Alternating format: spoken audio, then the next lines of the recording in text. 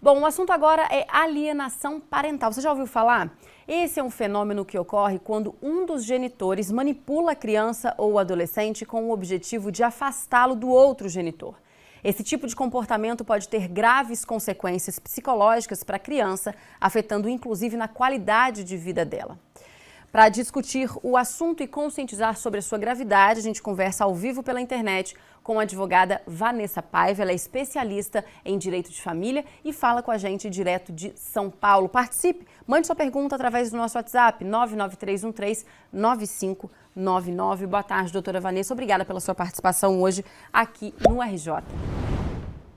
Olá, Michele. Obrigada. Boa tarde. Obrigada por esse convite.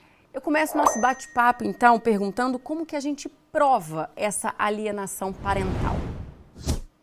Perfeito. A gente faz prova da alienação por meio de uma escuta da criança, que quando ela é muito pequenininha, a gente faz isso por meio de psicólogos e assistentes sociais, que são uma equipe multidisciplinar do juízo, normalmente do juízo. Isso não impede também que aquele que tem a guarda da criança e quer provar que não há alienação, passe essa criança com um psicólogo particular também. Outros meios de prova seria prova documental, por exemplo. Então, mensagem de texto, onde aquele alienante está alienando a criança, né? Então, ele manda mensagens alienando a criança, fotos. Também por meio de testemunha a gente consegue comprovar a alienação parental, mas é um conjunto de provas e isso tudo vai passar pelo crivo do Poder Judiciário. Isso que eu ia te perguntar, tem essas provas, como é feita essa perícia depois? Como é que é esse trabalho? Bom, essa perícia é feita por meio de um psicólogo. O advogado por si só, ele não consegue, embora ele coloque isso a amostra para o juiz, ele não consegue fazer a escuta dessa criança. E o juiz tampouco tem essa expertise para determinar se há ou não uma alienação ali naquela criança. Então, esse psicólogo, ele tenta extrair da criança, e aí utilizando todos os métodos que são de expertise desse profissional, ele tenta extrair dessa criança se essa criança realmente está sendo alienada, o que é essa alienação, qual que é a grandeza dessa alienação nessa criança, então o que está prejudicando o desenvolvimento dessa criança, a desenvolvimento tanto escolar, na sociedade, como também se essa criança está criando algum tipo de rejeição com a figura materna ou paterna.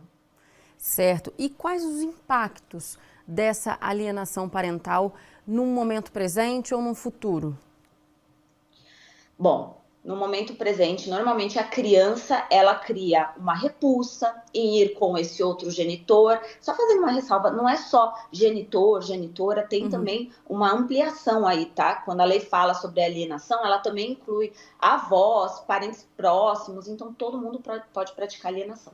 Mas os impactos, assim, na criança, o que você consegue perceber é uma repulsa, então ela chora, ela não quer ir com aquele parente, com aquele genitor, ela tem medo, ela fica reprimida, então você consegue ver, é perceptível, né? E ela traz muita reclamação também desse outro genitor. Agora, a longo prazo, com certeza essa criança vai aparecer aí com alguns sintomas. Então ela vai crescer com um sentimento de culpa, um sentimento de rejeição, pode desenvolver outras questões psíquicas, como, por exemplo, uma depressão, uma falta de vontade de convívio entre pessoas da idade dela. Então, é quando aquele adolescente, ele fica mais em casa, ele fica mais no quarto, ele fica mais na internet, porque ele desenvolveu isso lá desde a infância.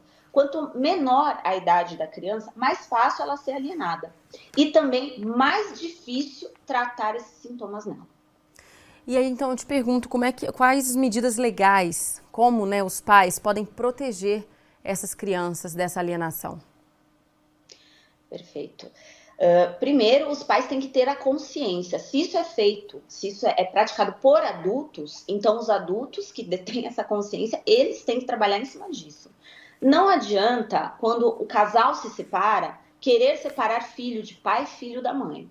O filho não entrou no divórcio, o filho não é algo partilhável, o filho tem que ter o contato com o pai e com a mãe, desde que esse contato seja saudável. O problema é que muitas vezes essas pessoas, elas acabam confundindo a dor interna delas e transferindo isso para a criança. Então, a partir do momento que a criança está com o pai e o pai começa a falar, mas a sua mãe, e usa termos pejorativos para tratar a mãe dessa criança, essa criança começa a ter uma imagem distorcida da própria mãe.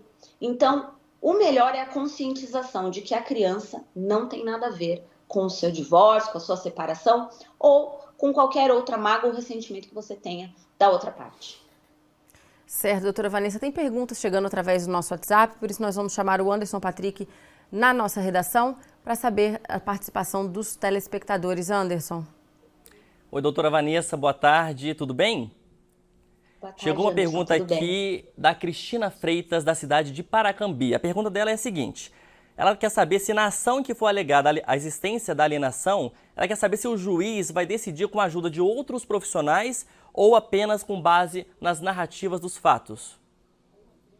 Perfeito. Com certeza, quando há alegação de alienação parental, o juiz vai determinar um estudo psicossocial, que é quando essa criança, o pai, a mãe e outras pessoas que estejam alinhadas ali nessa alegação de alienação parental vão passar por um psicólogo do judiciário e por um assistente social. O psicólogo, ele analisa mais as questões psíquicas, né, do que está envolvendo essa alegação de alienação parental.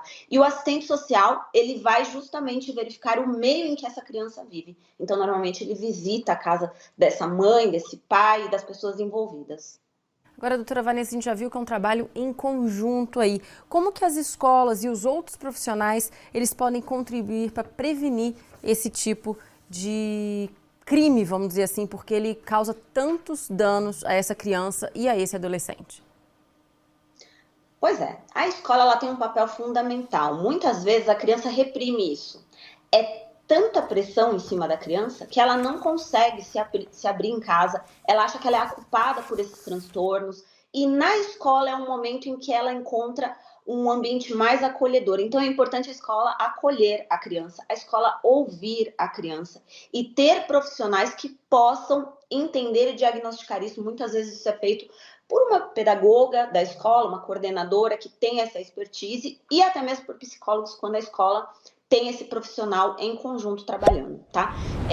Quando é detectado pela escola, o primeiro procedimento que a escola tem que fazer é inclusão, incluir os pais em tudo, principalmente aquele que está sendo deixado de fora, porque deixar um pai ou uma mãe de fora das atividades escolares da criança também pode ser considerado alienação parental. Então, inclui esse pai ou essa mãe na agenda da criança, coloca o e-mail desse pai ou dessa mãe para receber as notificações relativas à escola, à educação e desenvolvimento dessa criança.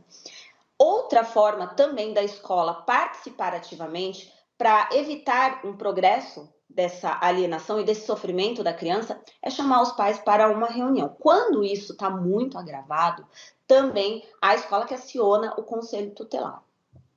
Tá certo, doutora Vanessa, todo mundo trabalhando em prol do bem-estar dessa criança, né? Obrigada por todos esses esclarecimentos hoje aqui no RJ1. Um ótimo feriado para a senhora. Obrigada, foi um prazer, ótimo feriado.